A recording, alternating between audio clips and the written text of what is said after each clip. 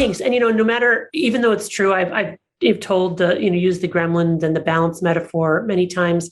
I'm happy to continue to do it because I do think that these types of metaphors can provide a very helpful frame in our everyday lives.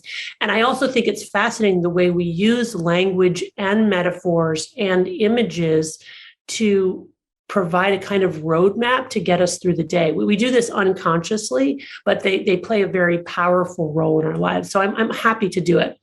So one of the most interesting findings in neuroscience in the past 50 to 100 years is that pleasure and pain are co-located. And that means that the same parts of our brain that process pleasure also process pain. And this has been showed through multiple different modalities, EEGs, fMRIs, other types of ways of looking at brain processing. So it's a really robust and reliable finding. And it's a really interesting finding because if pleasure and pain are processed in the same place in our brain, how are they interrelating with each other? And what the science essentially shows is that pleasure and pain work like opposite sides of a balance. So when I say balance, I mean, imagine a board on a fulcrum, kind of like a teeter-totter in a kid's playground, except that when this balance is at rest, it's level with the ground. Actually, I think an even better metaphor, which I only thought of sort of after the book was already written, is instead of having that board be on a triangular fulcrum, have it be on a ball, because really it's a dynamic balance where we're constantly having to readjust ourselves to maintain the balance. But anyway, we can put that aside. Okay, so pleasure and pain, they operate like opposite sides of a balance. So when we experience pleasure, the balance tips one way. When we experience pain, it tips the other. One of the overarching rules governing this balance is that it wants to remain level. It doesn't want to be tipped for very long to the side of pleasure or pain. And our brains will work very hard to preserve and restore a level balance, or what neuroscientists call homeostasis. In fact, the definition of stress in biology is a deviation from homeostasis. And when we do deviate from homeostasis with our pleasure-pain balance, it actually does set off a cortisol response, which I'll talk about a little bit later. So anyway, when I read a romance novel, which is my drug of choice, my balance tilts slightly to the side of pleasure, and my brain releases a chemical called dopamine. Now, importantly, we talk about dopamine overload in the world, but we're not actually ingesting dopamine. And if you ate a spoonful of dopamine, it would do nothing for you because it wouldn't pass the blood-brain barrier. What we're really talking about is that we do things that cause our brain, which makes dopamine, to release dopamine in a specific part of our brain called the reward pathway.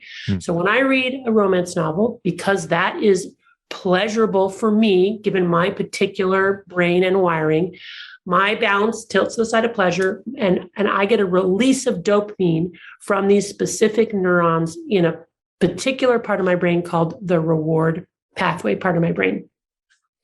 But no sooner has that happened than my brain will adapt to the increased dopamine by downregulating dopamine transmission, by bringing in dopamine receptors, by making less dopamine.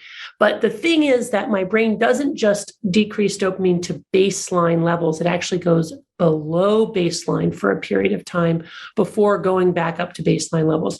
One way to imagine that is that there are these little neuroadaptation gremlins that hop on the pain side of my balance to bring it level again. But the gremlins like it on the balance, so they stay on until it's tipped an equal and opposite amount to the side of pain. This is called the opponent process reaction, and it's often experienced as the come down, after effect, the hangover. Now, for me, it happens when I finish the chapter and have to put the book down, right?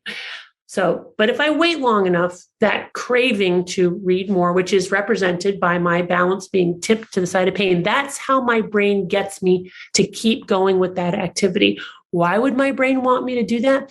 Because my brain is wired for a world of scarcity and ever-present danger. And my brain's trying to keep me alive in that world. So when I encounter something pleasurable, my brain says, don't stop, get as much of that as you can, because it's hard to find and it's going to run out quickly. So you got to keep going. right? Of course, that's not the world we live in now. So anyway, I put my book down. The gremlins, after a little while, they hop off. I'm not craving, and I restore homeostasis and I fall asleep. But let's say that when I feel that urge to keep going, I do, right? And I read another chapter and another chapter and another. Now it's 2 a.m. I'm exhausted. I finished that book, and what's happening in the brain is that if we continue that activity, and this is the second rule governing the balance, that with repeated exposure to the same or similar stimulus, that initial reward gets weaker and shorter, but that after response to pain gets stronger and longer. So in other words, over time, we accumulate enough gremlins on the pain side of the balance to fill this whole room. And they are camped out there, right? They've got their tents and their barbecues. They're not going anywhere, which is exactly what happens when we get into addicted brain. We reset our pleasure pain threshold. We now need to use our drug of choice, not to feel good, but just to counteract all those gremlins and get a level balance and feel normal. And when we're not using, we're walking around in a state of pain, which is what happens to people with severe addiction. And which explains why they relapse even weeks and months after they stopped using, even when they can see objectively their lives are so much better.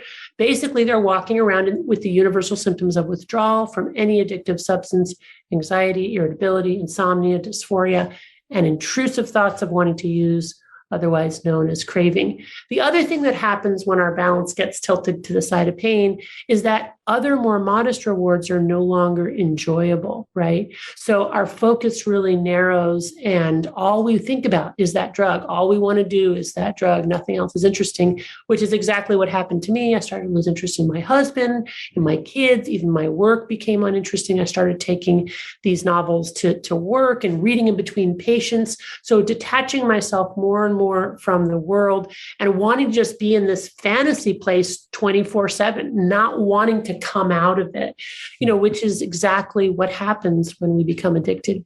Now, with enough brain plasticity and enough abstinence, those gremlins do start to hop off and balance is restored. Those gremlins never go away, unfortunately. They're waiting in the wings, eager to hop on again. So if we get triggered and reminded of our drug of choice, they're like, yay, let's go. And in fact, even the euphoric recall of using tilts the balance a little bit to the side of pleasure. Those gremlins hop right on, even with a memory of the drug. And then we've got pain, and then we've got craving, which has been shown in animal models, essentially that if you train a rat to know that if it presses a lever, it will get cocaine, it will essentially press that lever till it dies. If you then train the rat to learn that when it sees a light, then if it goes to the lever and press, it'll get cocaine. But if there's no light, there's no cocaine.